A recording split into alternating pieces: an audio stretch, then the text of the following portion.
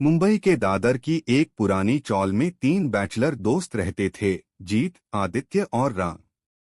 आदित्य और राम की night duty थी, इसलिए वे दोनों रात को काम पर चले जाते थे। उस रात भी दोनों ड्यूटी पर थे और जीत अकेला था। रात के लगभग 1:30 बजे जीत चौल में वापस आया।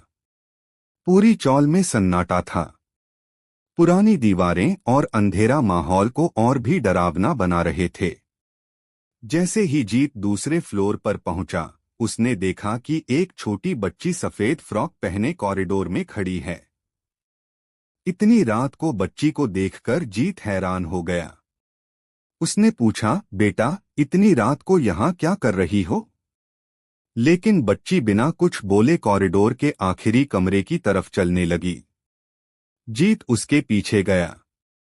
जैसे ही वह उस कमरे के पास पहुंचा, उसने देखा कि बच्ची के साथ एक औरत खड़ी है।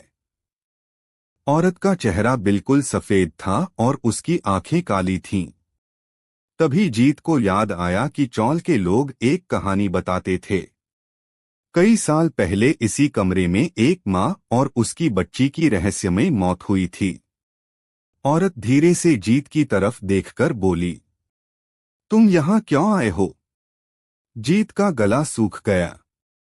फिर बच्ची ने अपना चेहरा ऊपर उठाया और उसकी आंखों की जगह सिर्फ काला अंधेरा था। अचानक कॉरिडोर की लाइटें झिलमिलाने लगीं। माँ और बच्ची धीरे धीरे जीत की तरफ बढ़ने लगीं। जीत बुरी तरह डर गया। वह बिना पीछे देखे सीढ़ियों की तरफ भागा। उसके पीछे किसी के दौड़ने और हंसने की आवाज आ रही थी। जैसे तैसे वह चौल से बाहर निकला और सीधा आदित्य और राम को फोन लगाया। सुबह जब तीनों दोस्त वापस चौल आए और पुराने लोगों से पूछा, तो पता चला कि सच में उस कमरे में एक माँ और बच्ची की मौत हुई थी और कई लोगों ने रात 2 बजे उन्हें देखने का दावा किया था। यह सुनते ही तीनों दोस्तों ने 1 मिनट भी वहां रुकने का फैसला नहीं किया।